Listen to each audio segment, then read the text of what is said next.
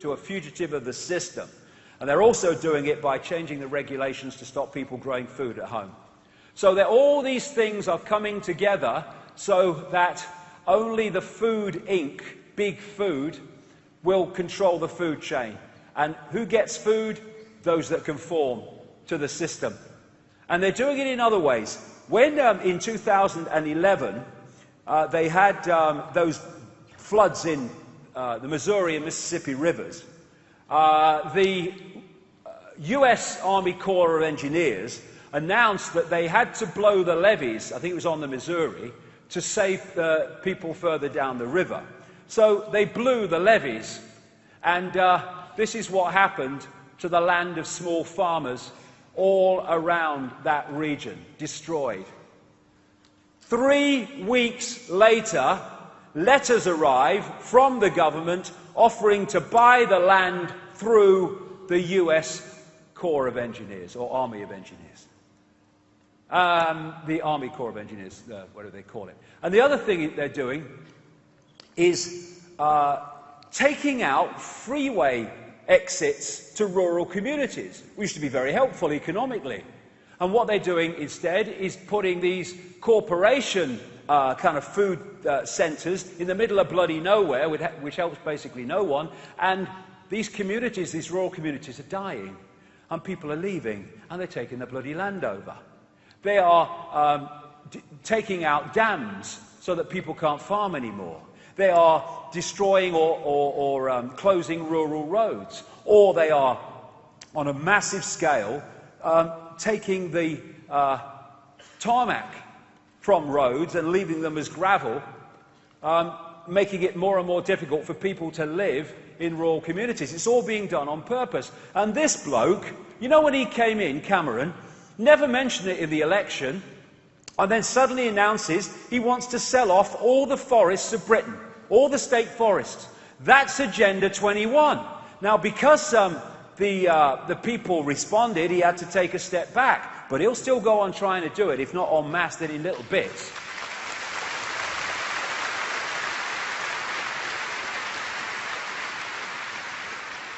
And this big society, it's just Agenda bloody 21. And what's happening in this country? Small farmers are going out of business on a fantastic bloody scale. Getting them off the land, that's the bloody idea. And where do they want to put them in? Human settlement zones. They want this kind of in by 2050, 2060. And it's the world of the Hunger Games. They want, this is in their bloody documents, they want to pack people together in high-rise, basically prison cell-sized living space. So all the people, those that they don't want to cull, are in one place, and they've cleared the land of everything else, straight off the pages of Hunger Games, that is. This is Michael Bloomberg, Mayor of New York, massive insider in all this and frontman, and he has just announced in the last few months the first phase of Agenda 21, he doesn't call it that, of course, building of 165,000 units in New York, right? Absolutely, the specification and the way that they are going to be built and arranged is classic Agenda 21.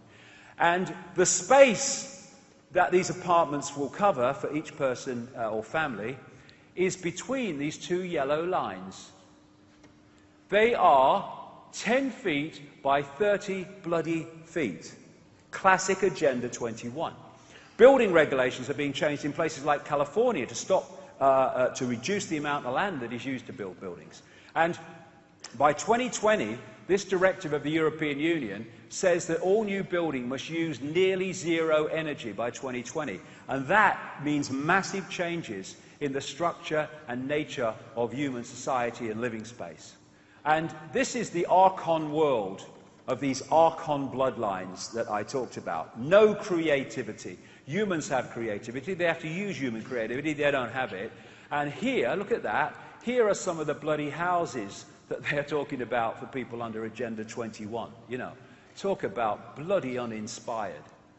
And then one of the things that was emphasized in the Hunger Games was the high-speed train that took the competitors from the sectors to the capital for this, kill-to-the-death bloody games.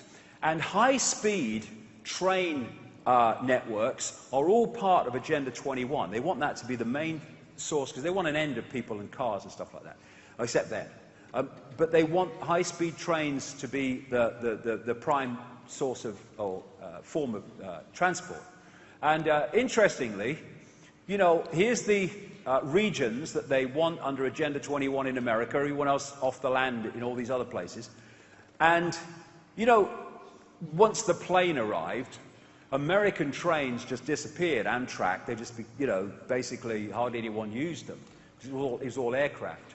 Well, suddenly, out of nowhere, Obama announced a massive building program, phased building program, for high-speed train networks in America. And when you look at where he wants to build them, it's like placing them over a map of the Agenda 21 regions of America. And then, of course, out of nowhere, Cameron announced this year the biggest railway building program since Victorian times with high-speed stuff. And these high-speed networks are happening all over Europe. And I tell you this, I know this for a fact, that at least some, probably many, of the people apparently working for European train companies orchestrating this high-speed network they're building don't work for the train companies, they work for bloody NATO, that is doing the orchestrating.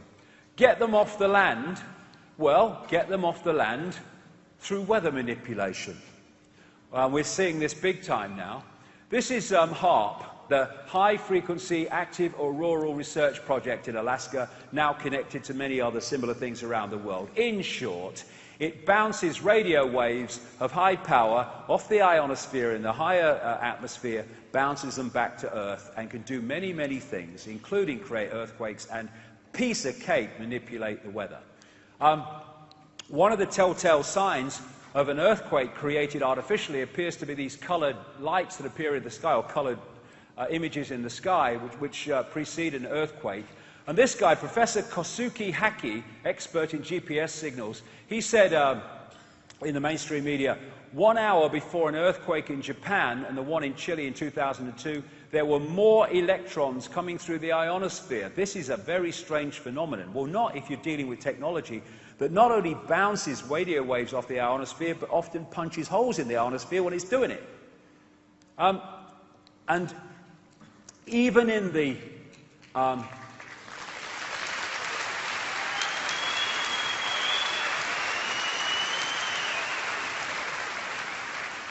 even in the patent that was applied for by a guy called Bernard Eastland for the original HAARP technology, mentions this man, Nikola Tesla.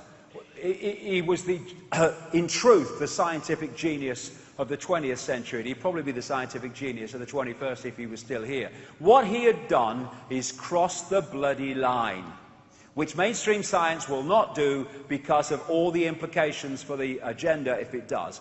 That line is to cross the line into understanding, a greater understanding of what reality is and how you can use it to create all the warmth and power you need without, once the technology's there, without cost. And part of that is accessing the electrical level of the universe, what I've been talking about, and turning it into usable warmth and power. And what did he say? If you wish to understand the universe, think of energy, frequency, and vibration. He was making weather effects. His neighbors were complaining to the police. He was creating lightning above his home in New York. He created mini bloody earthquakes with thousands of windows crashing when the technology, went more than he thought, and like kind of crazy bloody comedy film, he couldn't turn the bloody thing off, and all the bloody windows were going. And he also understood how to create free energy. Like I say, accessing the natural power and sources of power in the universe and turning it into usable power and warmth without cost and without, if you like, carbon dioxide.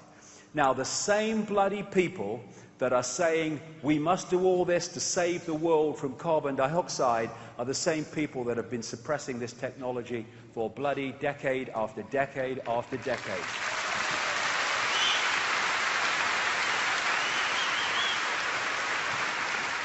Now, in terms of weather manipulation,